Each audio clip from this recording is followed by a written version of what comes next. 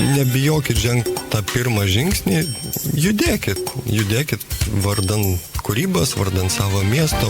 Manau, visiems gali pasisekti, jeigu tik gerus norus siunti kitiems. Čia Utenos radijas. Utenos radijas. Utenos žingsniai. Utenai aktualūs klausimai, pašnekovai ir atsakymai kiekvieną penktadienį nuo 11 valandos. Laida kartojama pirmadienį nuo 11. Sveiki, Utenos radijo klausytojai. Šiandien laidoje Utenos žingsniai apie tai, kaip bendruomenės keičia savo aplinką. Kviečiame pasiklausyti pokalbio su Utenos rajono savivaldybės administracijos strateginio planavimo ir investicijų skyriaus vyriausiąją specialistę Sandrą Bagdonavičienę. Sveiki. Sveiki. Kuri administruoja dalyvaujamo biudžeto priemonės įgyvendinimą Utenos rajono savivaldybėje, Vaikutėnų krašto bendruomenės pirmininkė Jūratė Bliuvienė. Sveiki. Sveiki. Ir Leliūnų seniūnijos bendruomenės pirmininku Kęstučiu Udru. Sveiki. Labą dieną. Sužinokite, kokie pokyčiai gimsta iš gyventojų idėjų. Tai dar kartą dėkoju Jums ir sveikinuosi su Jumis, kad atvykote į studiją ir ketinate pasikalbėti šią temą. Gal visų pirma ir paaiškinkite Utenos radijo auditorijai dalyvaujamasis biudžetas. Kas tai? Trumpai pasakius, tai dalyvavimas biudžetas tai būdas, kai savivalda kartu su gyventojais sprendžia dėl viešų lėšų panaudojimo gyvenamą aplinkai gerinti ir kai visi gyventojai turi galimybę pateikti savo projektų idėjas ir balsuoti už geriausią ir reikalingiausią projekto idėją. O sakykit, ar tai naujiena Lietuvoje? Ne, tai nebe naujiena Lietuvoje. Iki 2025 metų prie dalyvavimo biudžeto iniciatyvos prisijungė maždaug apie 58 savivaldybių. Dalis jų gyvendina dalyvavimo biudžetą tik mokyklose, kita dalis tik savivaldoje. Utenos rajono savivaldybė dalyvaujama biudžeto priemonė gyvendina ir gimnazijose, ir savivaldoje. Savivalda prasidėjo nuo 2023 metų, gimnazijose nuo pernai. Na, o šiandien daugiau skirkime dėmesį savivaldos dalyvaujamajam biudžetui, kadangi, kaip žinome, šiuo metu yra paskelbtas kvietimas teikti projektų idėjų pasiūlymus skirtus didinti Utenos rajono savivaldybės viešųjų erdvių patrauklumui didinti. Kokie pagrindiniai reikalavimai idėjų pasiūlymams? Kaip ir visoms įgyvendinamams priemonėms, taip ir dalyvavimam biudžetui Utenos rajono savivaldybės tarybos sprendimu yra patvirtintas tvarkos aprašas, kuris reglamentuoja šios priemonės įgyvendinimą savivaldą. Pagrindiniai idėjos pasiūlymo kriterijai yra 3. Pirma, idėjos autorius turi būti ne jaunesnis nei 18 metų asmuo ir deklaravęs gyvenamą vietą Utenos rajone.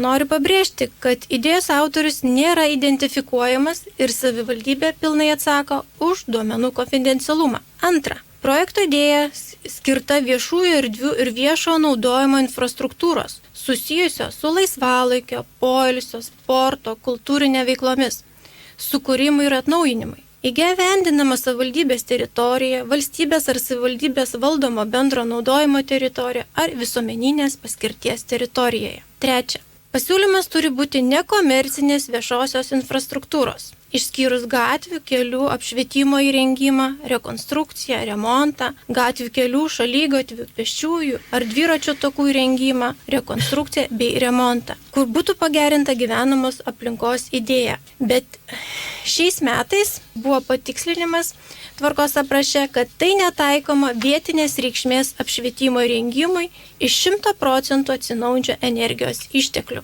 Negi taip iš tikrųjų paprasta pateikti idėjos pasiūlymą ir idėjos autoriui daugiau nieko nebereikia daryti?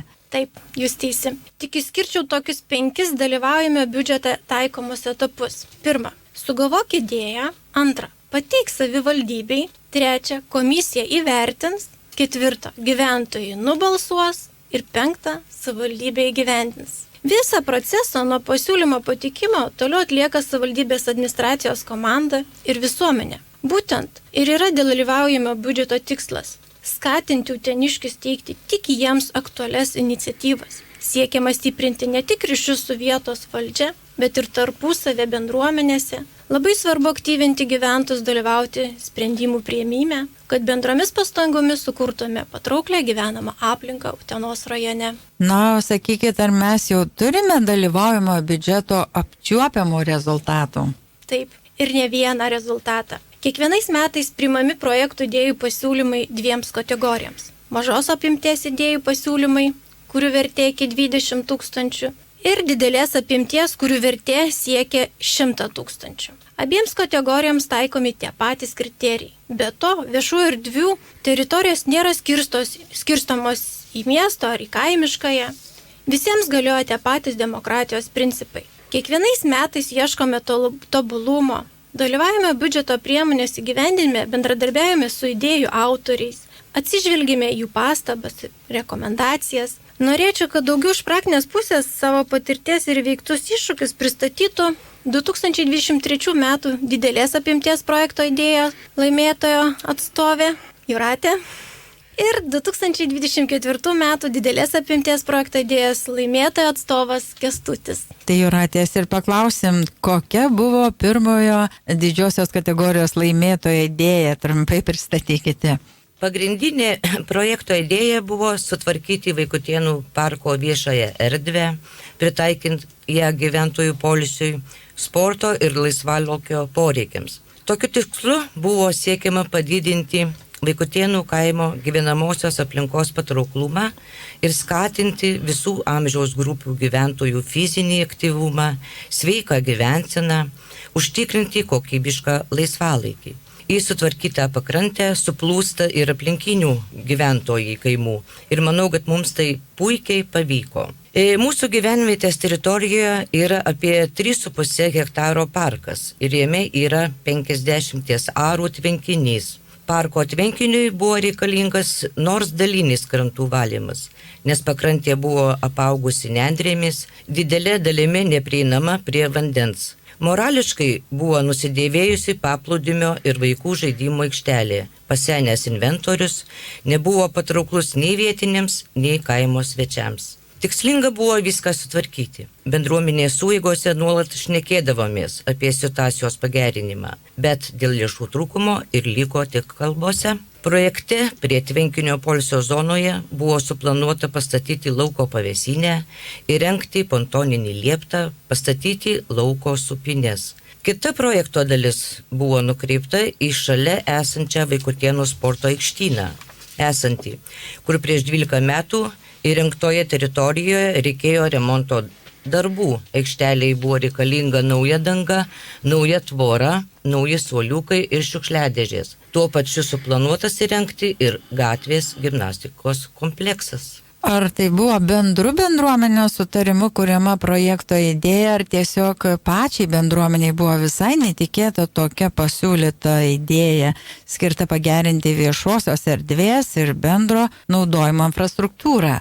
Na taip, visai bendruomeniai netikėta buvo, kad bendruomenės narys pateikė šią idėją konkursui ir laimėjome didelės apimties kategorijoje. Paskelbus apie laimėjimą, bendruomenės nariai labai džiaugiasi šiuo projektu, ne tik iš materialiosios pusės, bet iš bendrų pastangų davusių tokių rezultatų. 23 metais viešajame balsavime toje pačioje kategorijoje dalyvavo Utenos miesto jaunimo pasiūlyta idėja, kurios tikslinė grupė kur kas didesnė nei kaimiškosios teritorijos gyventojų. Bet projektu siekiami rezultatai buvo svaresni prieš konkurentą ir labai džiaugiamės laimėjus šį projektą dėka aktyvių bendruomenės narių pasiektų rezultatų. Gavome net 1106 balsus. Įgyvendinto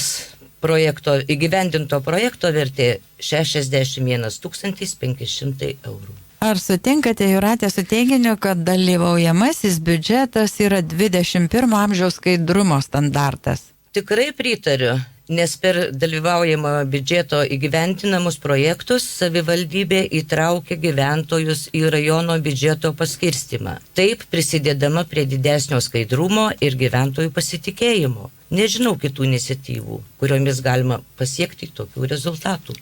Gal turite patarimų, kaip laimėti viešąją atranką? Svarbiausia gera idėja, kuri tenkintų kuo platesnę tikslinę auditoriją. Labai svarbu bendruomenės palaikymas ir tikėjimas, kad draugė galime daugiau nei pavieniui. Dėkojame Jūratei, o dabar pakalbinsime ir antrąjį laimėto projekto atstovą. Kiek žinome, šis projektas yra dar įgyvendinimo etape. Kęstuti, trumpai pristatykite pačią projekto idėją. 2024 metais, gegužės pradžioje, projekto idėja buvo pateikta Utenos rajono savivaldybei. Tai Puodžių parkas laisvoje valstybinėje žemėje, greta Vytauto Aliušio keramikos muziejus, tai buvęs neveikiančios dabar jau Leliūnų mokyklos stadionas, 1,37 hektaro dydžio, netvarkingas žemės sklypas. Na ir šiuo metu vyksta pirkimo procedūros, rangovo parinkimas šiai mūsų idėjai įgyvendinti. Nesumeluosiu, visi žinome Utenos kraštotyros muziejaus filialą Vytauto Aliušio keramikos muziejų, jo eksponatus, rengiamas edukacijas, parodas. Tačiau muziejaus aplinka, kurią puošia medžio, keramikos, akmens skulptūros, nėra pritaikyta renginiams, na ir laisvalaikiu, ypač vaikų, jaunimo, pasivaikščiojus po tas erdvės, skulptūrų parką, ar norint leisti laiką lauke, išėjus iš muziejaus, iš parodų salių, nėra erdvių vaikams. Ateina gyventojai, jaunos šeimos vaikais, atvyksta mokiniai iš įvairių Lietuvos mokyklų, norisi aktyvaus laisvalaikio, jo neturim. Aplinka nepritaikyta. Tai seniūnijos bendruomenė, bendradarbiaudamas Vytauto Valiušio muziejaus kolektyvų, Puodžiumi Vytautu Valiušiu, tuomet muziejaus darbuotojomis Jolanta Ružinskaitė ir Asta Kaškauskinė nutarėme dalyvauti atrankoje, pateikėti idėją. Veikla būtų planuojami, tai objektai buvo mūsų šio, kaip minėto, 1,37 hektaro sklypo tvarkymas ir įrengiant universalią renginių pievą buvusio stadiono vietoje su vieta mobiliai scenai renginiams, numatant vėjos įrengimą.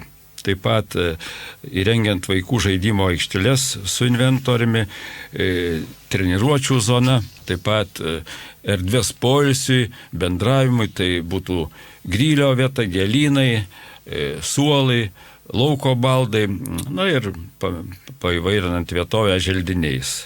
Tokie mūsų idėjos sumanimai buvo. Su kokiais iššūkiais susidūrėte, gvildendami idėją? Bendruomenės noras turėti laisvalaikio erdvės vaikams ir jaunimui prie muziejaus gimė jau iš anksčiau, gal prieš kokius 5 metus, 6. Planavom, kalbėjom, bet niekas nevyko, taip ir lygdavo mūsų svajonėse. Buvo įvairių nuomonių, bet bendro visiems norimo rezultato neturėjom. Galimybė šią idėją įgyvendinti atsirado, kada Utenos rajono valdybės tarybos sprendimu 2023 metais atsirado dalyvaujame biudžeto priemonės įgyvendinimo tvarkos aprašas. Ir bendru darbu su savivalda bendruomenė vykdo projektą šiuo metu. O Kęstuti, ar pastebėjote didesnį bendruomenės aktyvumą po laimėto projekto? Na taip, tikimės, kad šitas darbas bendras su savivalda tik labiau skatins bendruomeniškumą toje teritorijoje, kur jau yra, jau ir vykdavo molio kermošis ir toliau vyks simpozimai, atsiras didesnės erdvės edukacijoms, renginiams, ar kita vertus, Puodžių parkas šitas atnaujintas padės garsinti ne tik patį miestelį, bet ir Utenos regioną, na, manau, ne tik tai Lietuvoje, bet gal ir už jos ribų. Tos patrauklesias erdvės atsiras. Taip pat tikimės, jog atnaujintas parkas taps ne tik miestelio gyventojų, bet ir jos svečių traukos objektų, tokia gamtos oazė, kurie gera būti bet kuriai amžiaus grupiai, nes žinom, muziejų lanko daugiau suaugę ir kolektyvai įstaigų, jeigu tu atvažiuoji su vaikais, jiem kitą kartą pabosta, tai galima bus padaryti kažkokią atitrūkti nuo tų eksponatų, pavaikštinėti tose erdvėse, tai tas mūsų idėja bus priežastis vietos gyventojams, uteniškiams, svečiams, sustoti, nepravažiuoti Leliūnų. Ką patartumėte kitiems pareiškėjams, kurie turi idėją, bet nedrįsta bendradarbiauti su vietos valdžia? Be abejo, dalyvavimo biudžeto priemonė labai palengvina sumanimo tos idėjos įgyvendinimą pareiškėjams. Savivaldybė skiria finansavimą ir rūpinasi idėjos įgyvendinimu nuo projektavimo iki rangovo parinkimo bei darbų atlikimo. Tad patarimas, jeigu, kaip ir savivaldybės kuratorė mūsų Sandra sakė, jeigu tu esi Utenos rajono gyventojas, esi sulaukęs 18 metų ir deklaravęs gyvenamą vietą Utenos rajono savivaldybėje, turintis idealią idėją, siūlyk vietos bendruomeniai ar tai seniūnijai ir pirmyn. Dabar norėčiau paklausti abiejų bendruomenių pirmininkų, ar dalyvaujamasis biudžetas yra įtraukianti iniciatyva? Tuo nebejoju 100%, nes, kaip sakant, kartą paragavę mes tuo neapsistosime. Pritariu Jūratei kolegiai ir mūsų bendruomenė ir toliau dalyvauja projekto įgyvendinime. Buvome ne kartą susitikę su savivaldybės darbuotojais, aptarėme įgyvendinimo eigą ir noriu tik pakviesti bendruomenės nenuleisti rankų, jei nepavyko, sakykime, praeitais metais dalyvauti dalyvavimo biudžeto idėjų konkurse šiais metais, bandyti siekti rezultato ir niekada nesustoti. Ir laidos pabaigai paskutinis klausimas savivaldybės atstoviai Sandrai. Ar pasiteisino dalyvaujamojo biudžeto grįžtamasis ryšys? Aš tai labai norėčiau pasidžiaugti, kad 2 metų patirtis davė puikių rezultatų. Nuolat didėja viešajame balsavime dalyvavusių gyventojų skaičius. Tuo pačiu didėja ir dalyvaujamo biudžeto idėjų bankas, kurį mes saugome ir tausojame, bei tikimės, kad tos idėjos kažkurio laikotarpiu gali nugulti ir į strateginius savivaldos planus. Mes visi kartu kviečiame visus dalyvauti, siūlyti idėjas ir štai kaip mūsų pašnekovai pasakoja, įgyvendinti visų bendruomenės žmonių mintis, svajones. O aš dėkoju pašnekovams, tai Utenos rajono savivaldybės administracijos strateginio planavimo ir investicijų skyriaus vyriausiai specialistai Sandrai Bagdonavičieniai, kuri administruoja dalyvavimo biudžeto priemonės įgyvendinimą Utenos rajono savivaldybėje, Vaikutėnų krašto bendruomenės pirmininkei Jūratei Bliuvieniai ir Leliūnų seniūnijos bendruomenės pirmininkui Kęstučiui Udrui. Sėkmės įgyvendinant tokius puikius projektus. Iki malonaus. Iki malonaus, ačiū. Utenos žingsniai. Utenai aktualūs klausimai, pašnekovai ir atsakymai kiekvieną penktadienį nuo 11 valandos. Laida kartojama pirmadienį nuo 11. Tiesiog ieškokit savęs, kad galėtumėt visą gyvenimą nedirbt, o tiesiog gyvent tam darbe. Ne piniguose laimė, laimė yra aplink mus. Mes turtingi tiek gamta, tiek žmonėmis, draugais, artimaisiais. Čia Utenos radijas. Utenos radijas. Utenos radijas.